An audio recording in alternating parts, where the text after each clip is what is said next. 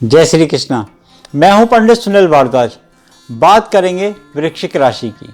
2021 में कैसा रहने वाला है वृश्चिक राशि वालों के लिए ये वर्ष, और साथ में ये भी बताएंगे क्या करें उपाय, कैसे इस उपाय को करने से आपकी राशि पर बात करेंगे कि पूरे वर्ष भाई केतु का संचार रहने वाला है।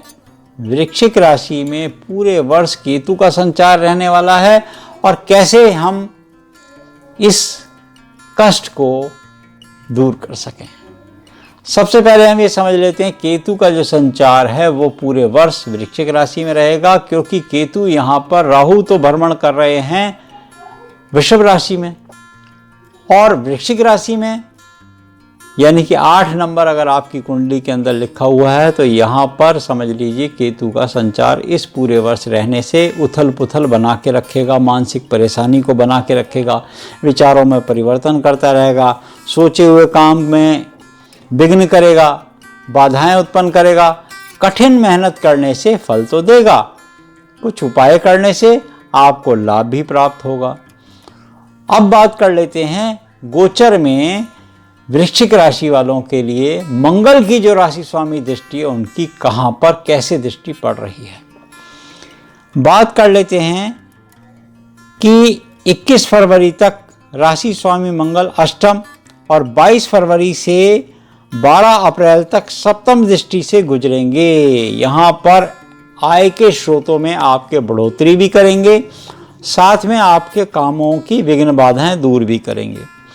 आपने इस समय धैर्य से चलना है, अपने नियम को बनाकर चलना है, बहुत ज़्यादा दूसरे की किसी की बातों में नहीं आना, अपने परिवार को ही ज़्यादा रूप से देखना है।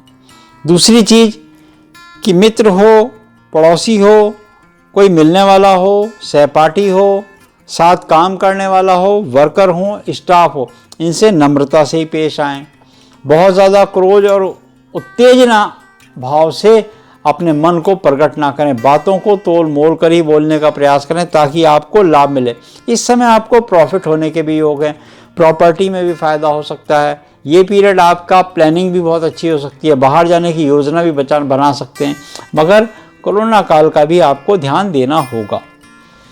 अब बात कर लेते हैं यहाँ पर कि 2 जून से करीब 19 जुलाई तक मंगल नीच राशि में आने से आपकी सेहत को गड़बड़ करेंगे। इसमें क्या करेंगे मंगल कि खान पीन के मामले में आप थोड़ा एहतियात नहीं बरतेंगे, खान पीन में लापरवाही बरतेंगे, जिससे आप पेट के रोगों की संभावना बढ़ा लेंगे।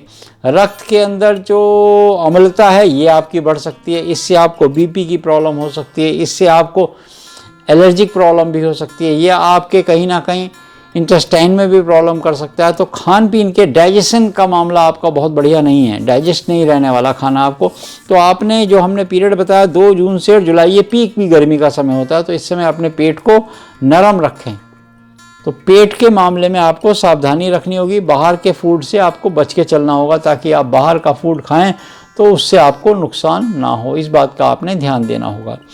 बात कर लेते हैं 2 जून से 19 जुलाई तक का, तो हमने आपको जो समय बताया इसमें आपने एहतियात बरतनी है। फिर उसके बाद 20 जुलाई से 5 सितंबर तक का जो समय है मंगल स्वग्रही ही आ जाएंगे। अब जब मंगल स्वग्रही हो जाते हैं तो आपको एक बात का तो बड़ा प्रॉफिट होने वाला है, मान सम्मान मिल सकता है, कहीं से उपलब्धि मिल सकती है, कहीं अच्छे रिजल्ट्स देखने को मिल सकते हैं, कहीं आपकी डील हो सकती है, किसी प्रकार के आपको प्रमोशन के योग बन सकते हैं, जॉब में आपको कहीं ना कहीं से तरक्की मिल सकती है। या जिनको जॉब चेंज करने की प्रॉब्लम हो रही थी, जॉब नहीं चेंज कर पा रहे थे, तो इस अवस्था में आप जॉब भी इस पीरियड में चेंज कर सकते हो और अच्छी ही जॉब मिलेगी आपको। कम से कम यहाँ पर परसेंटेज भी बताए थे, कम से कम आपको 15 से 18% का जंप भी मिलने की उम्मीद है। तो ये अच्छी खुशखबरी आपके लिए। जो लोग जॉब की तलाश कर रहे हैं तो ये पीरियड जो हम एक बार फिर से दोहरा देते हैं आपको कि आपके पास जो समय रहेगा वो 20 जुलाई से 5 सितंबर तक का आपके पास बहुत अच्छा स्वग्रही रहने का समय है। इसमें आपका धन का योग बनाता है, आपके संबंध रिलेशनशिप बहुत अच्छी बनाता है। जिनके रिलेशनशिप खराब थे तो वहाँ से रिलेशनशिप में भी थोड़ा अच्छा, हेल्थ में भी आपकी सुधार करेगा। अगर आप किसी साध्य या असाध्य रोग से पीड़ित हैं, कोई ऑपरेशन कराना है आपको, या कोई काम ऐसा आपको हेल्थ की किसी भी तरीके की सर्जरी करानी है, तो मंगलवार के शुक्ल पक्ष में कराने से आपको लाभ मिलेगा। अब बात कर लेते हैं 22 अक्टूबर से 4 दिसंबर तक द्वादश भाव यानी कि व्यय भाव में रहने पर क्या करता है। भाई व्यय भाव में रहने से द्वादश भाव में रहता है, छठे घर को देखता है, छठे घर को रोग का घर होता है, तो कहीं ना कहीं आपकी कहीं पिछली लापरवाही के कारण आपका खर्चा ना बहुत ज़्यादा हो जाए। आप किसी को देन लेन करते समय सावधानी बरतें। एक बात का विशेष रूप से आपने ध्यान देना होगा कि मेरे मित्र हैं, चाहे कोई मिलने वाले हैं, चाहे वो रिलेशन में हैं, उनको उतना ही धन दीजिए, उतना ही उधार दीजिए जितने की आप उम्मीद ना करें, नहीं तो आप भूल जाइए। कहीं ना कहीं झगड़े आपका संबंध आपके खराब भी इस पीरियड में हो सकते हैं, तो खाली आपको देन लेन के मामले में एहतियात ही बरतनी होगी। इसके बाद 5 दिसंबर से वर्ष के अंत तक मंगल वृश्चिक राशि में संचार करेगा। अंततः पूरे साल के एंड की बात कर लेते हैं, तो आपको ये मान के चलिए दिवाली के बाद की बात कर लेते हैं या दिसंबर की बात कर लेते हैं, तो आपके पास एक बात बहुत अच्छी है। आपने आशियाने की अगर प्लान करिए तो आप अपने नए आशियाने में जा सकते हैं। नवीन वाहन का योग आपको बना सकता है, कहीं ना कहीं आपको प्रॉपर्टी में फ़ायदा भी दिला सकता है। दूसरा काम आपका ये कर सकता है कि आपके बच्चों को हायर एजुकेशन के लिए, या जो बच्चे पढ़ने में सोच रहे हैं कि मेरे को कहीं अच्छी जगह जाना है एडमिशन के लिए, तो ये सारे आपके प्रॉफिट के काम आपके पूरे करा सकता है इस पीरियड में मंगल। क्योंकि स्वघरी जब अपने ही घर में कोई कोठी में बैठा तो उसको किराया देने की ज़्यादा टेंशन नहीं होती। अब बात कर लेते हैं कि क्या उपाय ऐसा करें ताकि छोटी मोटी जो परेशानियां हैं, विघ्न हैं, बाधाएं हैं, वो आए ही नहीं। इसके लिए मंगलवार का दिन सबसे श्रेष्ठ है और शुक्ल पक्ष के मंगलवार से प्रारंभ कीजिए। 9 मंगलवार तक लगातार चोला प्रदान करें। ये उपाय आपके लिए बड़ा कारगर होगा। 9 मंगलवार तक चोला प्रदान करें और हो सके तो 9 के 9 बार पताका फहरा दें जिस पे लिखा हुआ ओम हनुमंताय नमः। मंदिर के ऊपर कहीं ना कहीं पंडित जी को दे दीजिए ले जाकर, वो पताका आपके नाम का फहरा देंगे। चोले का सामान हम आपको बता देते हैं। चमेली का तेल, हनुमान जी का सिंदूर, रोली मोली, चावल, गुड़, चने, और साथ में आपकी यथाशक्ति जो आप लाल कपड़ा आदि देना चाहते हैं वो दे सकते हैं। इससे आपकी राशि होगी बलवान। बात करते हैं कि किस प्रकार के रोगों की संभावना रहती है। तो जैसा हमने बताया कि अम्लता रक्त में बढ़ने से बहुत सारी परेशानियां उत्पन्न होती हैं, इससे कई सारे रोगों की उत्पत्ति होती है। तो आपको खान पीन के मामले में ध्यान देना होगा। आपको एसिडिटी होते ही आपको तुरंत उसका निवारण करना होगा।